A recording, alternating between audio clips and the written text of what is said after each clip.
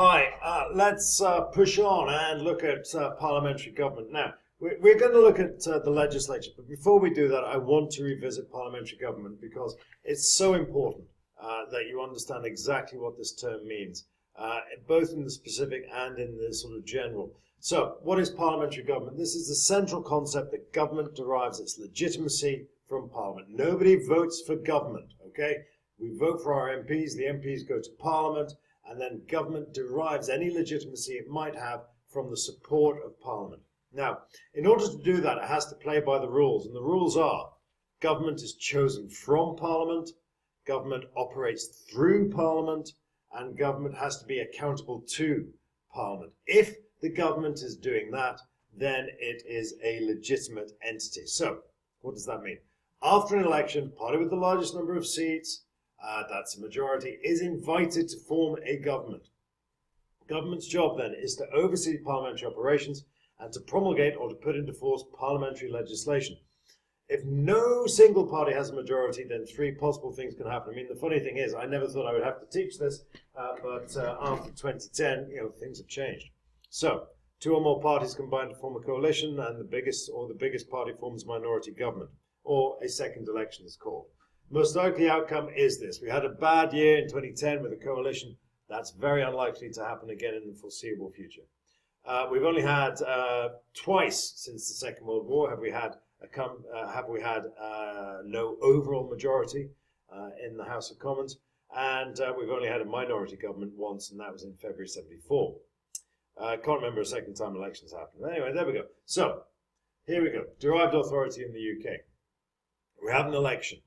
We have Parliament, and we have government. So, in 1974, 2015, and 2010. In 1974, there was no overall majority. In 2015, we had a majority of 12, and we had no overall majority either in 2010. In 74, we had a minority government. We've got a majority government now, and obviously we had a coalition government in 2010. This key idea is derived authority. The government derives its authority from Parliament. Nobody votes for government. Government does not have any democratic legitimacy except that it can derive from Parliament. So as soon as it loses its support of Parliament, its authority diminishes, and that's this point, conditional authority. Parliament wants, it can withdraw the authorization, and government has to resign. If no one can claim that it can support a government, then we have a dissolution of Parliament, and a new election will follow. And that's exactly what happened in 1979. In 1979, the Conservatives triggered a confidence motion in the Callaghan government, the Labour Callaghan government. They lost it. Evidently, Parliament no longer had confidence in government, and so Callaghan had no choice but to resign. The Conservatives were not in a position to form a government because they couldn't derive a majority in Parliament, and so the country went to the polls. We had an election. Thatcher won, and after that, everything was different. So, what are the rules of parliamentary government? All members must be drawn from Parliament, either the House of Commons or the House of Lords.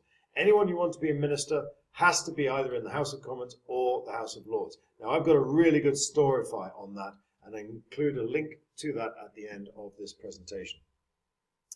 We have a fused government. The legislative and the executive branches are fused together, and so all members of the executive must be drawn from the legislature.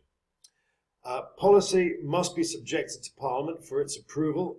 Hence, Parliament has to approve government legislation. The government cannot legislate. Anything that wants a law has to be washed through Parliament. And Parliament also has to hold government to account for its actions through the usual mechanisms. And if you don't know what they are, we will be looking at those in exhaustive detail as we go through Parliament. However, in the UK, party discipline is incredibly strong. In almost every instance, an MP will follow party instructions when approaching a vote. Why is that? Well, because there are very, very few independent MPs in Parliament. If you want to win an election, you need to be a member of a party. And if you keep disobeying the whip, you will be kicked out. You'll be kicked out of the party. You won't be kicked out of Parliament. You can stay in Parliament.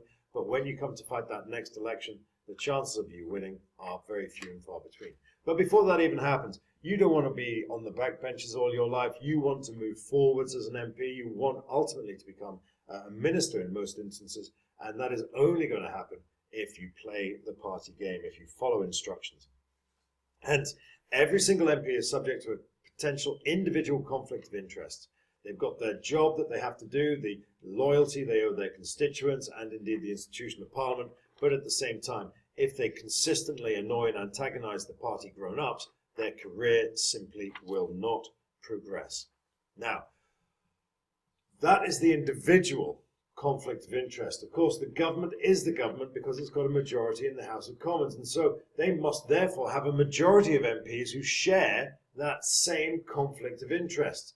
So the majority of MPs are beholden to the party of government, and hence they're not inclined to do anything that might harm their party's hold on power. And so what we have here is a compliant majority. More than half of the MPs in the House of Commons are almost obliged to follow government instructions rather than look at the issues on their merits.